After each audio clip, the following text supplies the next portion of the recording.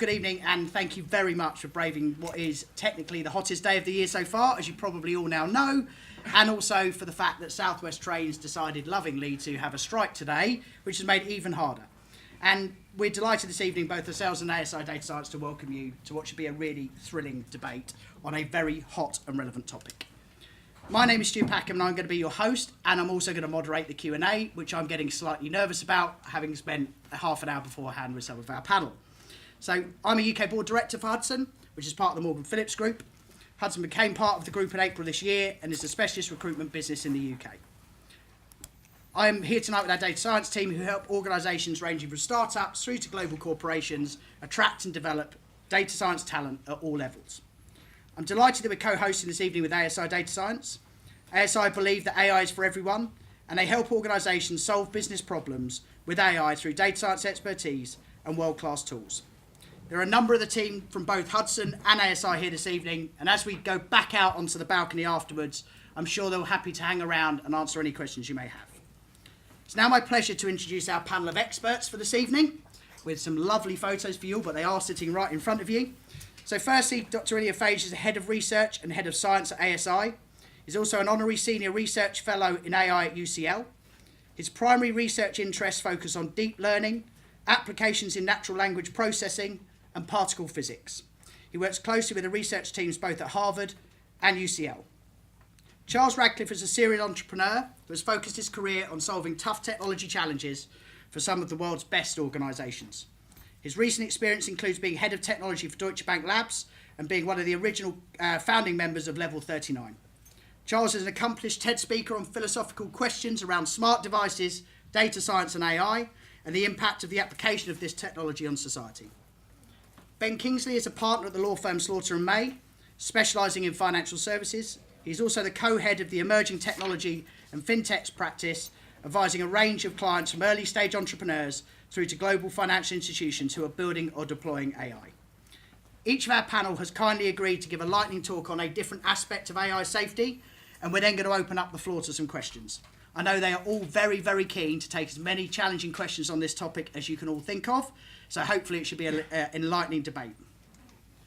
We want to make sure that we address your most burning questions without you having to keep putting your hand up, so we're going to use a simple audience participation platform called Slido. This allows you to submit questions as well as vote on other people's questions that you see that you like, that you want to make sure they're asked, and then I will basically make sure that the most popular questions are asked to the panel as we get into the Q&A session. So, if you haven't already, it's pretty straightforward. Connect to Wi-Fi from your smartphone or tablet, go to slido.com in your browser, and enter the event code AI Safety. So we've prepared a little warm-up for you to give you some food for thought, and you'll see this question in the poll. How concerned are you personally about AI safety? So you should all be able to vote if you're in the app already. So if you have the opportunity, that'd be fantastic. So there we go. I'm going to give it another 5 seconds to see how we go if you're still logging in.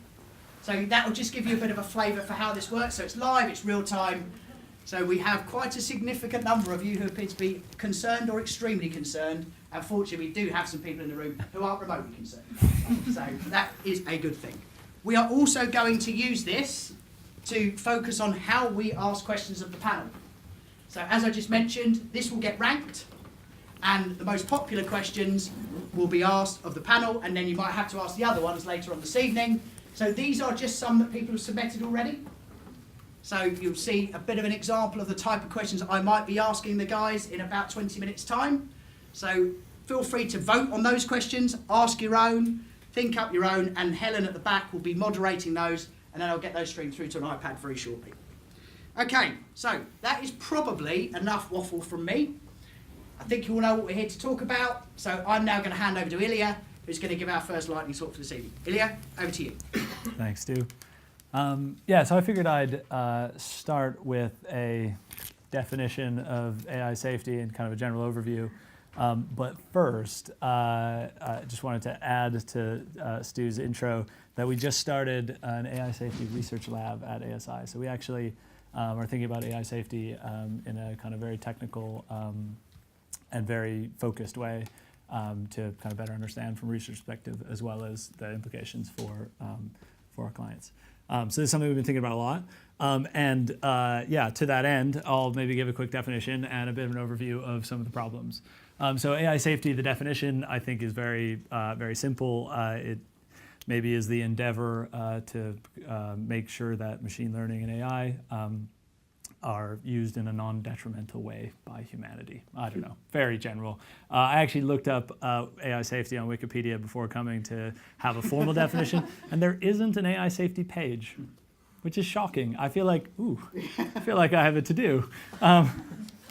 All right, well, anyway, I did not plan to think of that.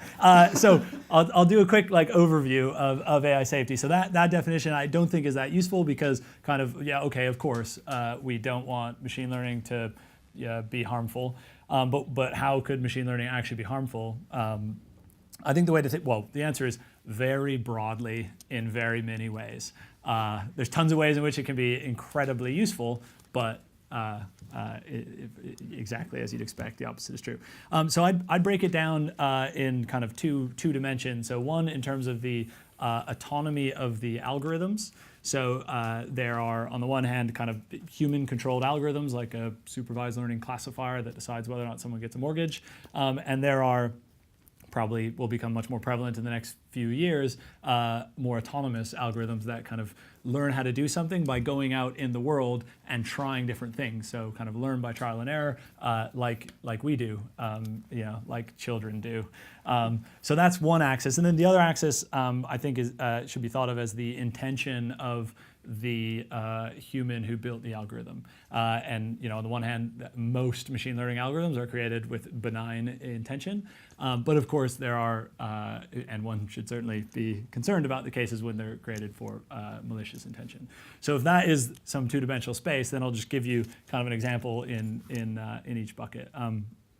So starting with human-controlled, so non-autonomous and benign intention, what could possibly go wrong? So all sorts of kind of unintended things. I think the most kind of broad classes are things like biased algorithms. So you train an algorithm, in my example, a classifier that decides who should get a mortgage, and it makes that decision based on ethnicity or something. So that's obviously harmful in a number of ways.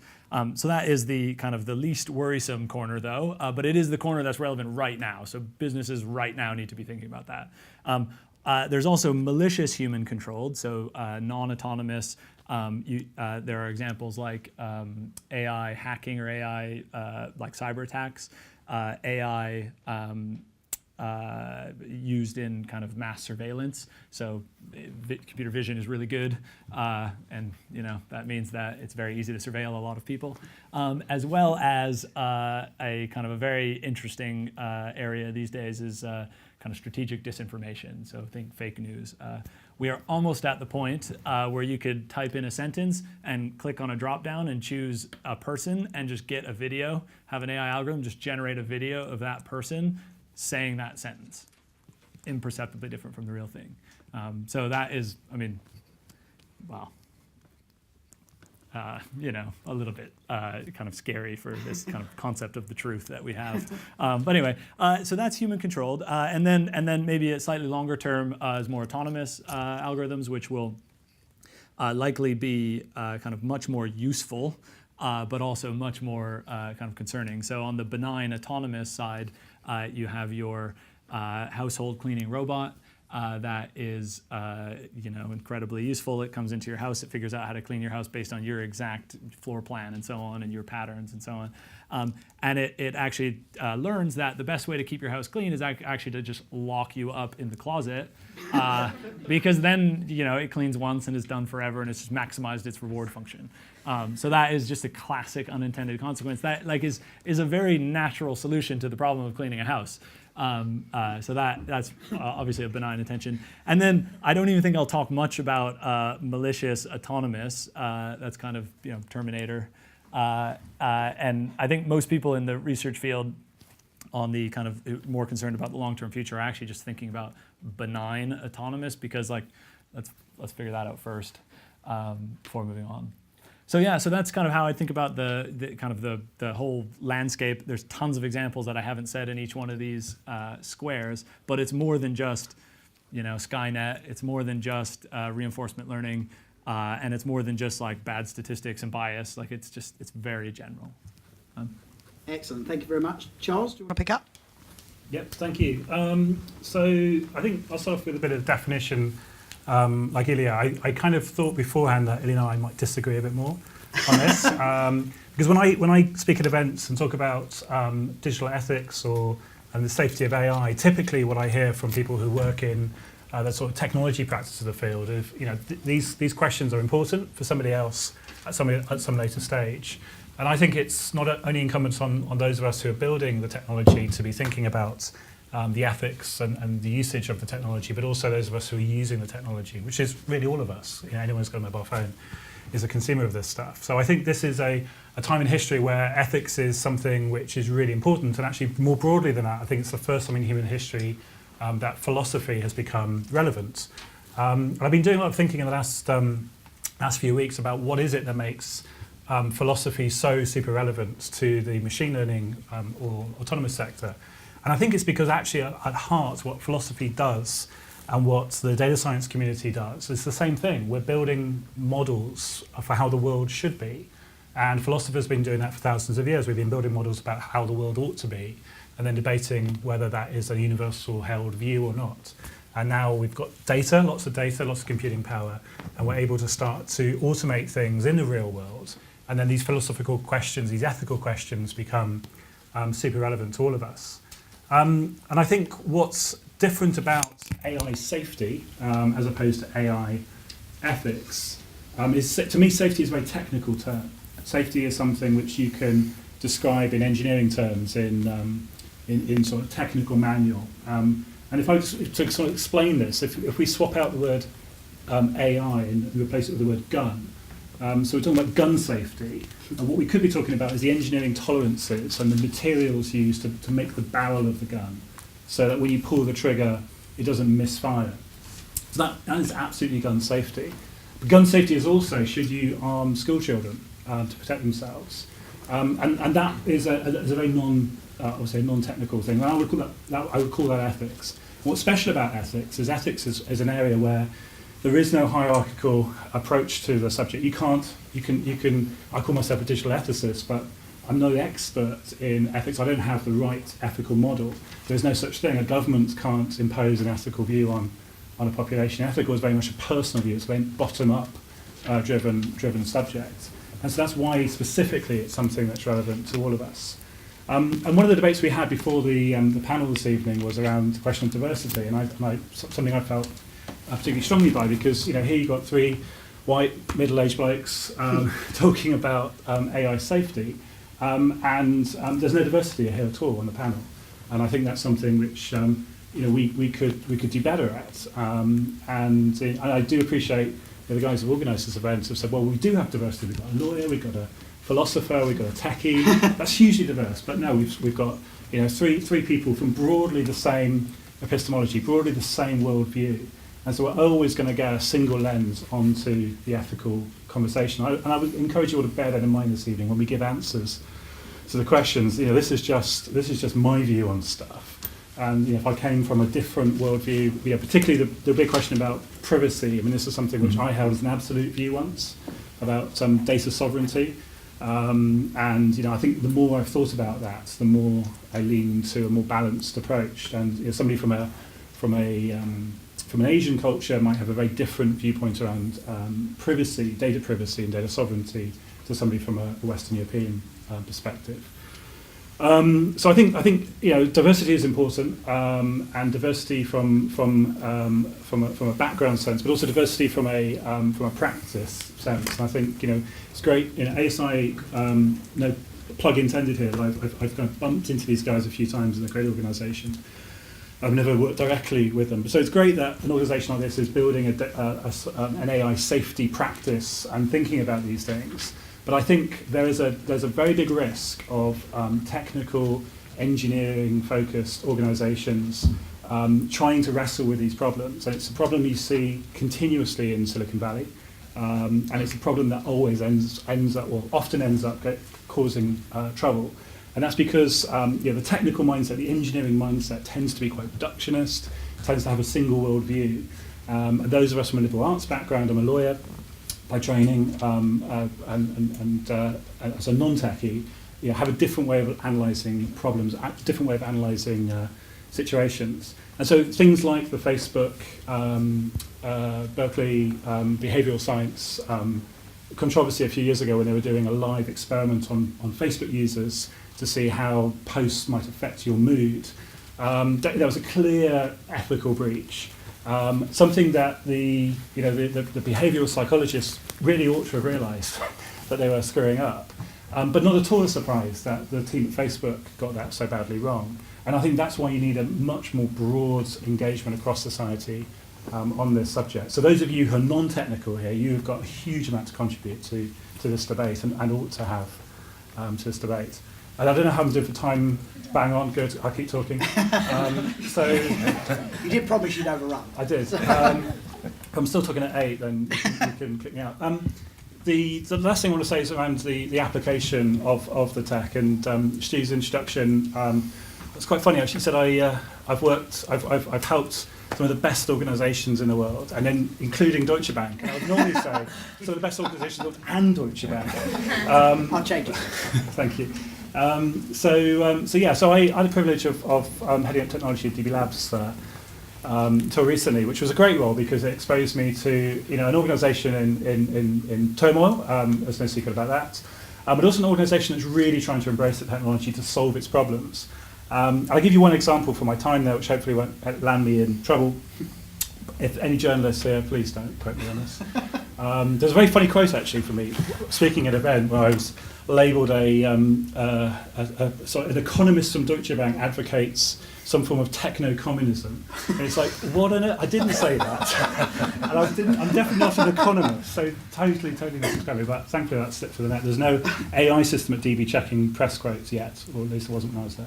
But one of the things that we were trying to do was looking at automation, looking at AI to solve problems that we had. And one example which caused me to fall out with management was the brief that we were given was an engagement brief. We have lots of people who work together in silos. They don't collaborate across the organisation. So when they socialise, they only go for coffee or lunch with their colleagues. And what they wanted to do is foster greater collaboration across the enterprise. Could we help in the lab?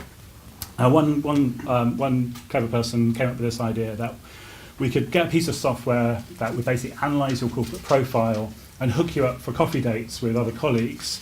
And you could literally swipe left, swipe right to decide whether you want to go for this date or not with this other colleague in different departments, and it would foster greater collaboration, right? Looked at the demo and I said, this is basically DB Tinder. It's wrong on so many levels. But the biggest level it's wrong on is it doesn't solve the problem that we're trying to fix here. We have a culture where people work together in silos. To solve that problem, we need to teach networking skills, we need to teach icebreaker conversation techniques. We need to organise a space or an event so that people can come together and start conversations and start to engage across the organisation. If you want to solve that problem, it's a human solution. It's a human connection issue, not a piece of technology. Anyway, as the head of technology, my voice wasn't loud enough, and it went live anyway. And so be it. But I think that's to me, I would analyse things on a slightly different way. I would look at, to me, the interesting thing is around, the machine-to-machine interfaces are interesting because the language we give machines to talk to each other does define the limits of their world and the way they, to euphemize the way they think about things. So sort of borrowed from Wittgenstein, 20th century philosophy. So the machine-to-machine interface is important. The human-machine interface is so important. That's really what the last 20 years has been about that UX, the human-machine interface, how to make that as sort of person and machine working well together, hand in glove. But the third thing is so important, it's often so much forgotten by the industry, and that's the human-to-machine interface, the human-to-human interface, and particularly when machines intermediate between that. And my example of DB Tinder is one, which is it's a human solution. Yes, you can solve maybe an aspect of it, a one-dimensional aspect of it with technology, but you should not. That's it. Brilliant, thank you very much. Ben? Over to me. Thanks, Stu. So I think in amongst that, Charles, you admitted to being a lawyer once. So there is even less diversity than you first thought. I think it was no scruples. I'm fully out of the closet as a lawyer. And I think my perspective on AI, or the way I come to it, tends to be in a very practical sense, because I'm looking at it in a business context most of the time and grappling with businesses about the ways in which they can adopt or deploy AI or forms of AI. There's quite a bit of fake AI out there in business, but the forms of artificial intelligence in a business context. And so I was going to speak a little bit about sort of the ethics and the regulation of AI. I quite often get asked about the regulation of AI and how is AI regulated, or is it going to be regulated, and I've got a few views on that. I think using the term ethics is it's quite a sort of charged term, certainly in a legal context. And I think ethics are pretty relative things and very contextual as well. And so if we think about the ethics of using AI in the context of a mortgage approval process, to Ellie's point earlier, that's very different to the way in which ethics play into the use of AI in deployment of emergency aid or profiling of offenders. So I tend to think of, rather than the ethical use of AI, I tend to think in terms of responsible use of AI, which is a sort of slightly easier concept to grasp, at least in a business context when talking to boards. Doubtless that incorporates some sense of ethics, but I think it's a sort of broader concept than just ethics. I guess what I take from talking to the real techie experts, and I know there's a whole bunch of data scientists in the audience as well as on the panel here, is that generally speaking, AI is probably not as intelligent as it thinks it is, or at least quite yet.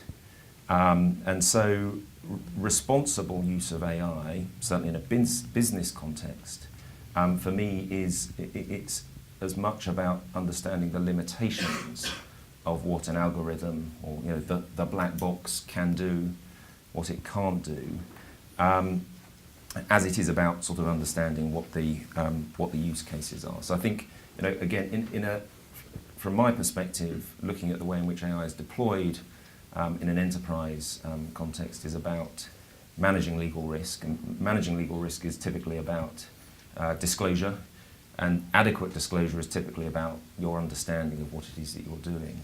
And so understanding the limitations of, in whatever use case it is, your deployment of AI, to my mind, is sort of is critical. Regulation of AI and sort of, is it regulated? Will it be regulated? Actually, I think regulation of AI is a bit of a misnomer. There are aspects of data use, data analytics, that are already very heavily regulated, and if anyone here hasn't had a GDPR email in the last few months, so please raise your hand. So there's quite a bit of regulation sort of already extant that impacts on aspects of the use of AI or the deployment of AI. Of course, there are other specific use cases of AI that can be regulated, and any sort of non-human decision-making or control in certain more sensitive sectors is subject already actually to quite significant regulation. Thinking about aviation, thinking about healthcare and surgery, thinking about warfare. There are already legal frameworks that are impacting on the way in which non-human methods of decision-making can be deployed. So there is already, in that sense, regulation of AI. And of course, AI is increasingly now being used to regulate. In the financial services context especially, regulators are using algorithmic tools to monitor for market abuse in financial markets. And there are other ways in which regulators are able to use data analytics to better regulate the conduct of non-technological behaviours. But I think generically regulating AI is a misnomer. It would be like saying we need to regulate the use of steam during the Industrial Revolution. I mean, sort of what does it mean to regulate AI? So I personally don't see that there's a need for, or that there will be, a sort of regulation of Artificial Intelligence Act 2020. I don't think that will ever come to pass, and I find it hard to imagine how any government could credibly seek to regulate AI as a concept. And then finally, I guess I'd add that when I think about responsible deployment of AI, particularly in a business context, I very much come at it as a sort of a governance issue.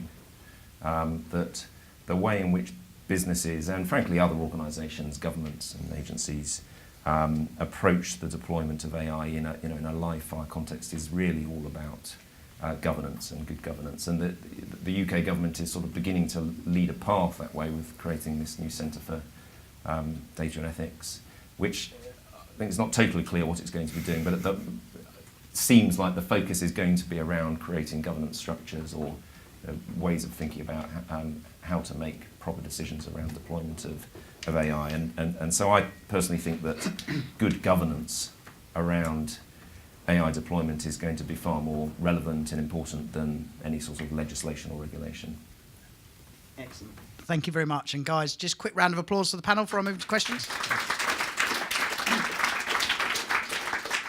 So we have about 25 minutes for questions. There's quite a few that have come through on Slido already. So if there's things that you've heard from any of the guys that you vehemently disagree with, you'd like to ask more about, you still have time to go into the app and to upload your question or to like some of the questions that are in there.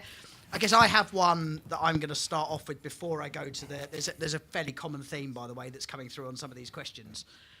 So I clearly, before hosting this evening, thought I better go and do some research on AI safety myself. I noticed there wasn't a Wikipedia page, which is usually my go-to place.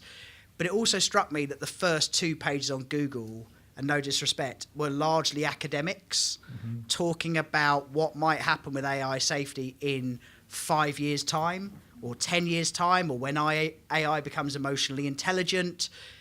So I guess my question for all of you is this genuinely a real-world problem today? Is it an academic research subject that's quite exciting? And if it is a real-world problem, what should people be doing now? So I'll ask you in turn, if that's okay. Ilya? Should I start? Yeah. Let's see. Is it a real-world problem today?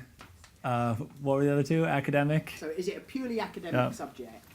Is it a real-world problem today? And do we not even need to worry about it for the next 5 years?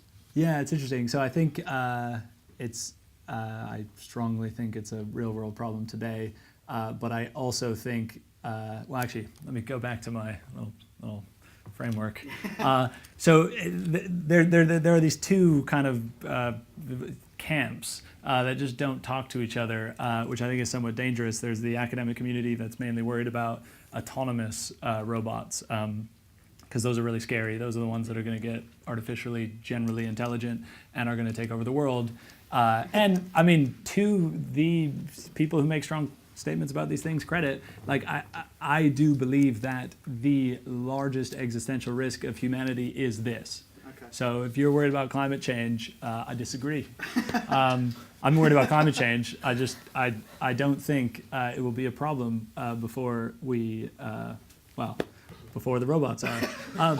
So there's that camp over there, and that's why the first couple pages are academics, and that's what people write papers about. And it's kind of disappointing that those people, in some sense, it's disappointing that those people aren't thinking about today.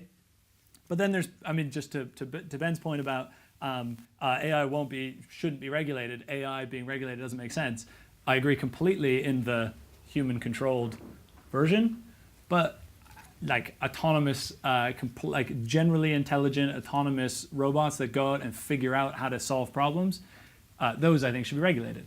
And I think it does actually make sense to regulate those, just because it's just so, like, theoretically we do not know how to build an algorithm that solves problems using reinforcement learning for which you can turn off.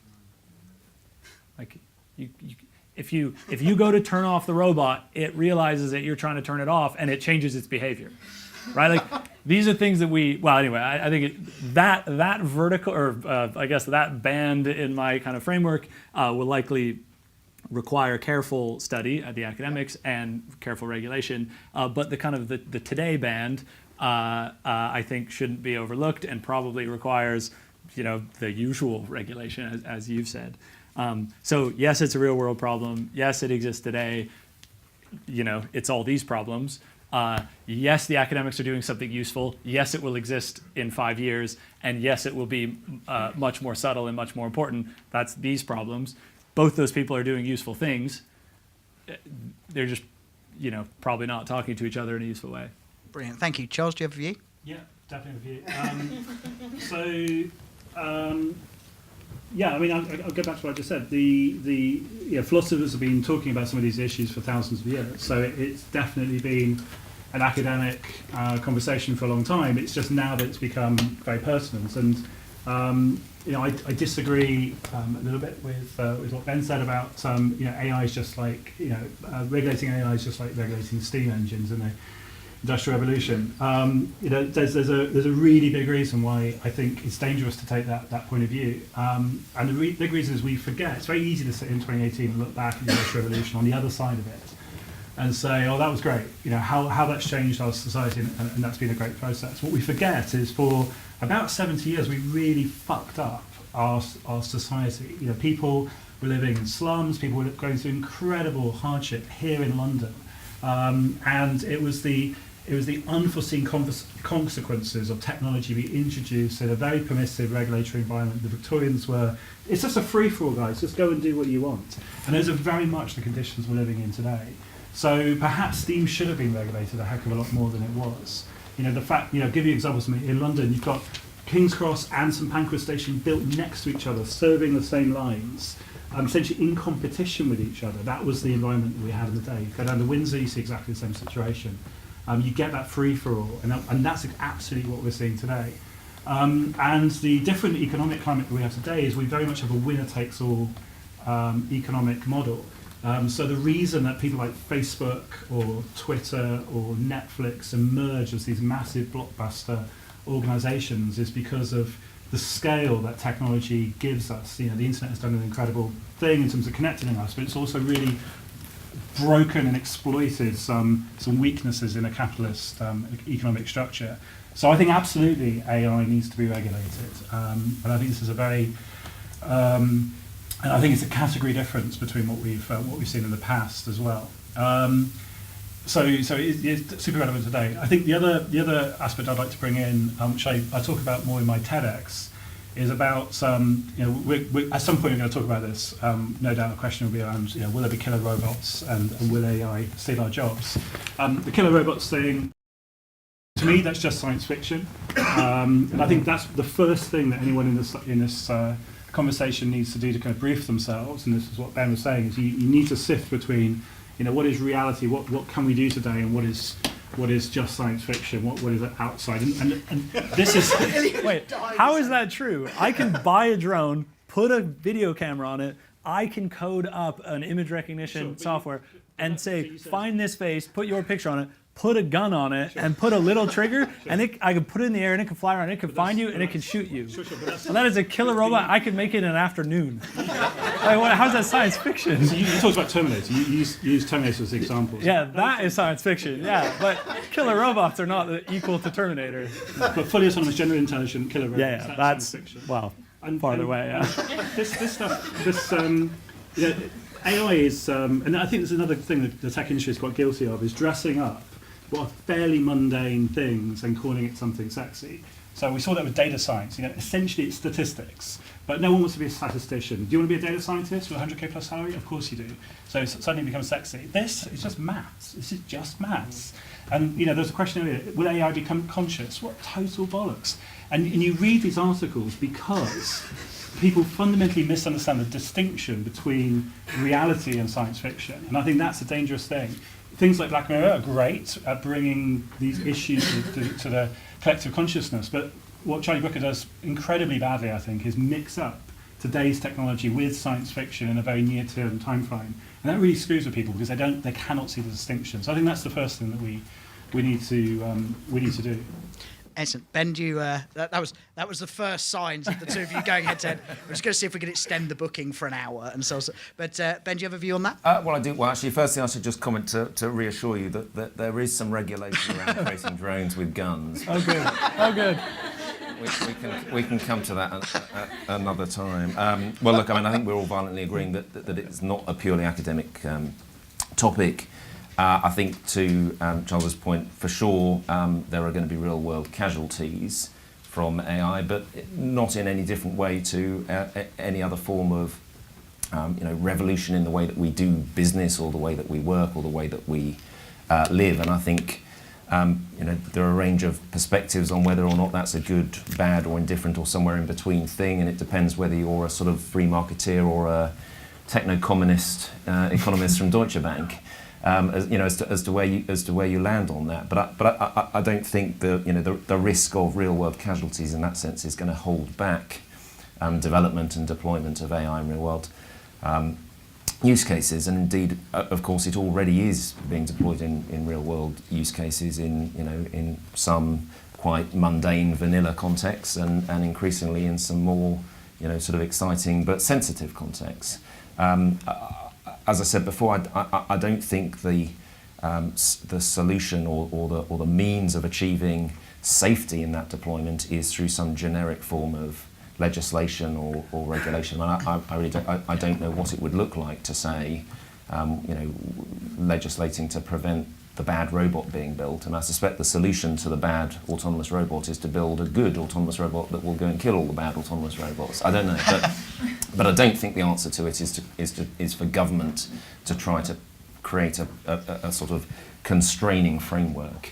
Certainly, I wouldn't be in favour of that in the UK, because I think it would have a very negative impact on all of the good that is already being done through research and development of AI solutions. Let's talk about an example where I think Ben might disagree with that statement. So, one example of killer robots that are out in the real world today are autonomous vehicles or semi-autonomous vehicles. Yeah. So people might be familiar with the framework from level 1 to level 5. Basically, a small amount of driver assistance to full autonomy. And we in the UK live in a regulatory-free environment where essentially you can go out, buy a Tesla, put it on the M4, and switch it onto autopilot, get out Harry Potter, and kill yourself or somebody else because of something that goes wrong on the journey. And that's happened. There's an example in the States where a lady walking her bicycle across the street was run over by a Tesla that was accelerating towards her. So these are killer devices. I think it was an Uber Volvo. Okay, so it doesn't matter what it was, but the point is that you can buy these things today and you can use them in a regulatory-free environment. And I think the issue we've got is, particularly when you get around level 3, level 4 autonomous vehicles, is that the very language that's used by the tech industry, the Tesla Model S with the autopilot system, it's sold to you as a sort of semi-autonomous vehicle, which so it's level 2 actually, level 2 vehicle, not level 3 vehicle. Just waiting before you correct me on that. No, I wasn't gonna. I was holding back. But it's sold to you with the marketing spin that it can drive you in safety. It's statistically safer than a human driver, but you have to be ready to take control at any moment. At any moment. But in the real world, no one does that. You do sit there. Are you really going to sit there on the M4 with your hands on the steering wheel, paying attention to everything going on around you and ready to jump on it? Of course you're not. You're going to get bored. You're going to get your BlackBerry out. Who has a BlackBerry these days? You're going to start checking your email. You're going to be distracted. Like one chap on the M1 just the other week, he got into the back seat. He was caught on camera, thank goodness. But this is the sort of thing you are absolutely going to do because we're human, and so we need regulation. And my personal view is a personal view, but we need regulation to ban the use of those vehicles at the moment in autonomous mode because people simply can't be trusted.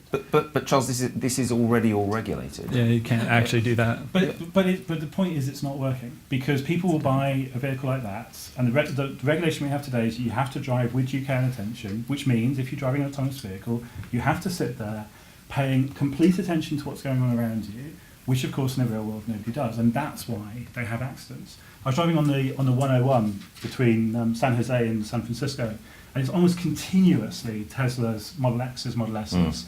What is the most entertaining thing, which I don't recommend, but the most entertaining thing is if you're driving along, it's just to swerve towards the vehicle. What happens is the autopilot system comes off, the driver who's reading his email, his iPad goes, "What the fuck is going on?"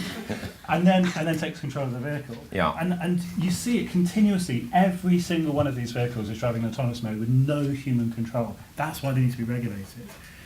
The next stage, level 4, level 3, level 4 vehicles, which have almost complete autonomy. I mean, I think there's a different problem those vehicles have because they will be able to drive in autonomous mode most of the time.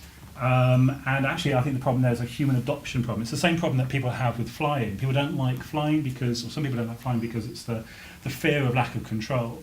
And I think we'll have an adoption problem with those vehicles. And I think what's happening is the tech industry, the motor industry, is trying to condition us to using these vehicles prematurely before we're ready to use it, before the technology is ready, before we're ready. And that's why we need regulation. I do disagree that I don't think we need additional regulation. I mean, I think if you drive your car negligently at the moment, you can be liable for it. Why would you sell? Why If would you you sell a vehicle swerve that your has- car into other cars on the 101, Why would you have? you shouldn't be liable. Why do we have a system that allows you to buy a Model S or Model X and put it on the M4 in autonomous mode in full knowledge that you're almost certainly not likely to be in full control of that vehicle at any point?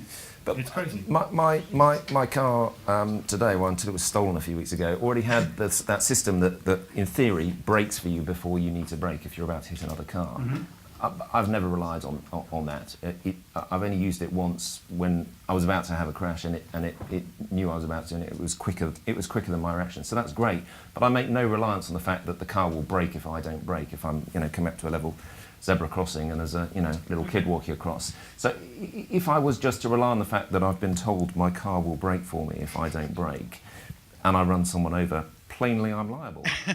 I don't think there's any difference here. The difference here is about disclosure of what the car is capable of doing, or the speed at which it can think. I think you're right there that there is an issue about whether the motor industry is mis-selling autonomous vehicles as being cleverer than they are. But that comes back to my earlier point that when you're thinking about how you manage the risks around AI, I think there's a lot about disclosure and about disclosing the limitations of what machines are able to do. This is a problem that can be solved really easily with regulation today. So we don't have many autonomous vehicles on the road today. So there aren't many accidents. The ones that do happen hit the headlines.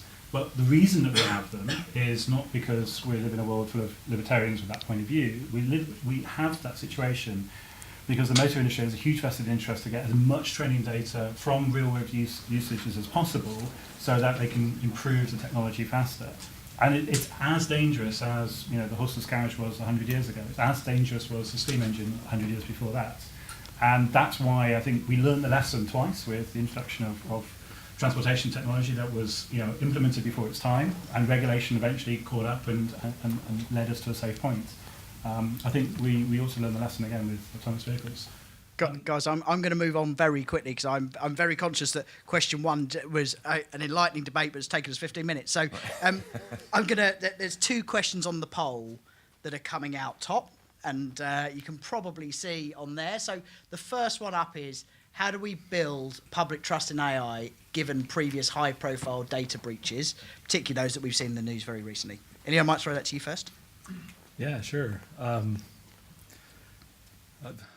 Trying not to be pedantic about this because a data breach doesn't necessarily have anything to do with AI. Yeah. But you're right, public trust doesn't necessarily have anything to do with actually understanding these things. I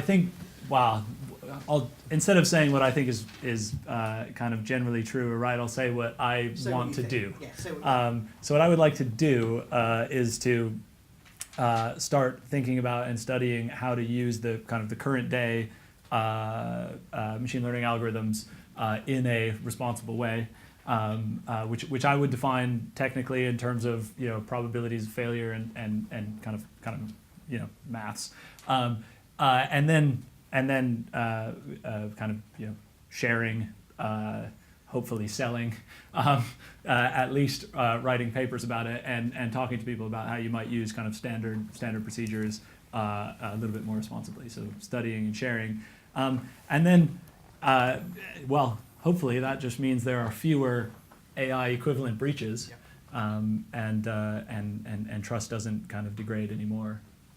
Brilliant. And that's my plan. Thank you very much, Charles. Yeah, I agree. I would define AI data breaches not in terms of things like TalkTalk's usernames and passwords getting stolen, because that's just old-fashioned hacking. I would think about AI data breaches in terms of the use of AI by large organisations that's wholly inappropriate. So Facebook and the behavioural study on whether certain types of posts change your mood or not. that's a great example of AI being used in a way that's sort of breaching our data. And Facebook have responded to GDPR and the drop-in sign-ups by doing this massive advertising campaign, which is like, oh my God, we're so fluffy and just such a great organisation. Yeah, what a load of shit. I mean, it's but we make that choice when we use these organisations. We're all probably Facebook users. We're all probably on Twitter. I actively came off WhatsApp the day that Facebook acquired them, because to me, some of the things that they were trying to do in their changes of terms and conditions were just appalling. And I suffer the consequences of that, which is it makes it much more difficult for me to be able to have conversations with my friends. They laugh at me. I use SMS, email. I have a BlackBerry, but that's what we need to do as consumers. We need to recognise the fact that some of these organisations don't give a shit about ethics, don't give a shit about safety. They're just looking to monetize the data that we are giving them and the models that they are building. And this all has a name. It's the winner-takes-all economy. It's something which we've been living through for about 30 years now, and we're just starting to see the extent of it when it starts to go, I think, a bit wrong. So we all have a duty within that, as tough as it might be. Thanks, Ben. Look, I think businesses build trust around this by being more honest. Yeah. And interestingly, GDPR, for all of its painful downsides, actually is bringing about a change in behaviour certainly in a sort of consumer business context. In that what it's doing is forcing businesses not only to sort of disclose that they're going to use your data, but to explain actually why they want your data, why they want to use it. And the cleverer businesses are doing it in a way that says, we want your data. The reason why we want it is this. It will be good for you because X, Y, Z. We can deliver better quality services. We can deliver more tailored products, whatever it is. You might go a step further and say a really responsible business will also explain the downsides. It does mean that we're going to need to hold certain amounts of personal data. We're going to need to do certain things with it. There is a potential for the risk of that data at some point. We can't give you a 100% guarantee it won't ever be stolen. I'm not sure any business is really going to say that, but I think ultimately that's the way that you build trust, is by being candid about why you're collecting data, why you're using it, and what the upsides of sharing data will be. And I think in this new sort of GDPR world, I think increasingly, at least in the consumer world, we're going to see that becomes more of the norm, and the sort of the old style businesses that just sort of collect volume data to push it through algorithms and send you annoying adverts is going to die out eventually, I hope. Excellent. And Ben, I might actually just stay with you to pass the question back. We're going to do probably our last question before we have to wrap up for drinks on the balcony, which sounds tough. You've mentioned a couple of times about the role you don't think the government should play, or it shouldn't be overly regulated. One of the questions I think a number of people have voted on to be asked this evening is, what role should the government play in AI safety and AI ethics? I personally have seen over the last 3 months in particular quite a number of government departments setting up AI ethic committees. Most departments now seem to have them, so be quite keen on getting the opinion from you guys on, so what is the government's role in this if it isn't to over-regulate AI? Well, look, I certainly I feel it's not the role of government to sort of step in and say this AI is okay and this AI is not, because my own view is that government is never going to be sufficiently expert to make that call. I think government's got a very important role to play, though, in sort of setting the tone. In certain circumstances, I don't want to be sort of too, far off one end of the spectrum. I think there are certain circumstances where there is a role for government to say it's not yet the right moment to use AI to fly passenger airplanes or to conduct open heart surgery. There are some areas where I think there is a role for government to say that if it's not already pretty obvious to all of us.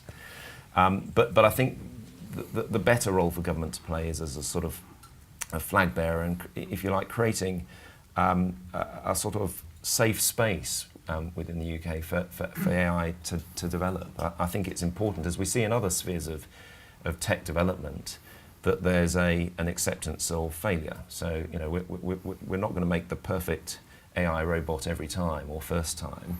I think there's a role for government in providing sort of areas, whether they're real areas or whether they're sort of conceptual areas, where we can create in the UK a real sort of momentum behind research and development and deployment of AI tools. And I think there is a role for government in encouraging that, creating incentives for investment in businesses and academic organisations that are sort of trying to drive progress in that area. Particularly at the moment, we've got there's a lot going for the UK, but there's also a lot of risk, and I think it's in all of our interests to make sure that the UK remains sort of very vibrant place for business, for academia, for research, and actually for efficient government. So government can lead the way in many ways, including by, as it is now, looking at ways that it can adopt AI technology to improve its own processes. Excellent, thank you. Charles? Where to begin in responding to that? AI is already flying passenger jets around the world. It's just not neural networks or machine vision or a lot of the sort of stuff that we call AI now. It's the stuff that we called AI 30, 40 years ago. So I think we've got to be careful again in where we mark the sort of technical boundary between what is AI, what is not AI, what is okay, what is not okay. I think there's probably two things I would say that government need to recognise, and then one thing for us to do. One thing for us to do is that, for heaven's sake, we elect them. So it's on all of us to lobby if we care enough, and you guys probably care more than the people not in this room who didn't turn up tonight. So if we care about this issue, then we should be lobbying our elected representatives to take this issue more seriously. But the reality is right now, towards the end of 2018, our government's got different priorities. So we've always got to recognise the context by which the government's going to operate in. The UK's doing a lot. It's good. Better than many other countries. So that's a very positive thing. But I think the government has a massive wake-up call, and not just this government, but in other countries around the world.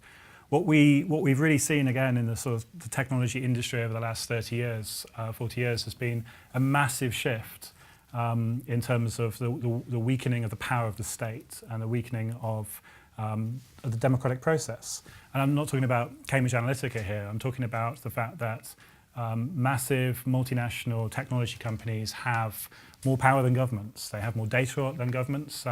There's a lovely quote that lady, I think she was Kat Drew from UK data science group, all the sort of non-GCHQ stuff, saying, for heaven's sake, we have all this data from citizens, but we know less about people in this country than Tesco. It's like, it's insane. But organisations like Google, Facebook, Twitter, Amazon, these organisations have more power than governments, and we have to start seeing our legislators and regulators, growing some teeth and doing something about it.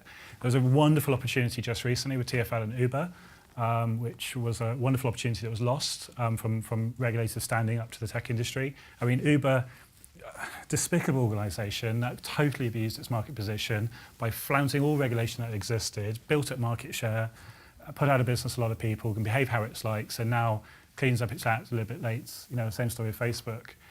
That's a problem, and we're going to see more and more and more of these examples unless we do something about it. So I think that's one thing that governments need to do.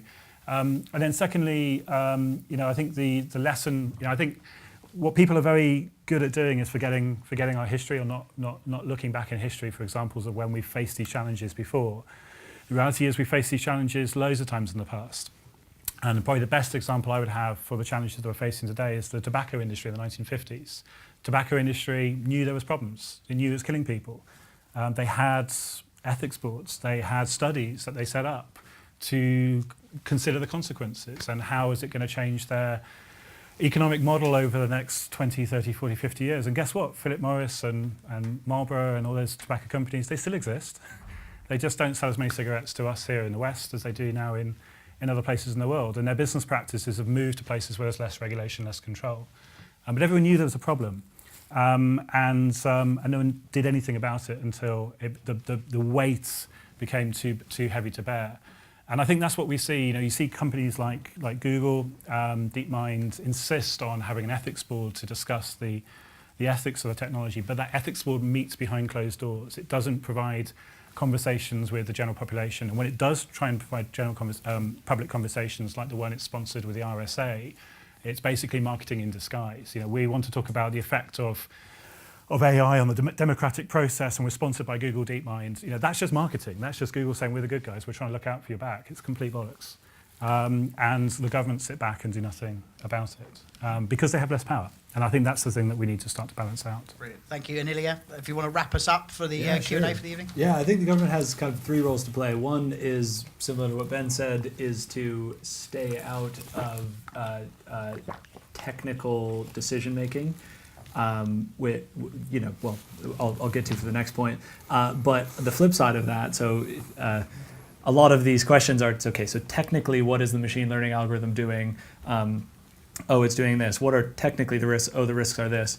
Okay, now what do we do about it? Well, when that becomes kind of an ethics question or one of these non-technical but still very important questions, then the second role that the government can play is to kind of field those discussions, so to be the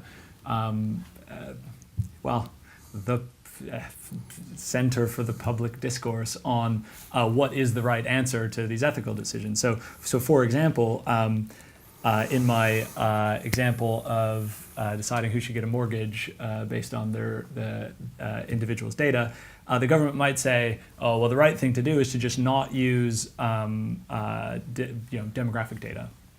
So you're not allowed to use you're not allowed to use ethnicity to predict whether or not someone gets a mortgage.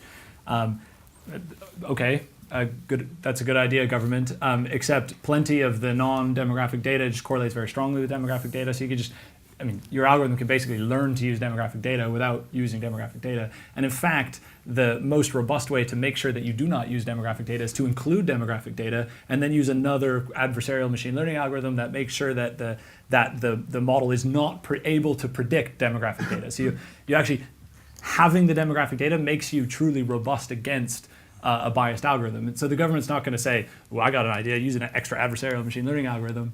But they can say, we want to have a discussion about what features or what personal data can be used to make what decisions. And then they can have a discussion with the technical community about how to implement that. And they can say, okay, the answer is the following features you can use, the following you can't, but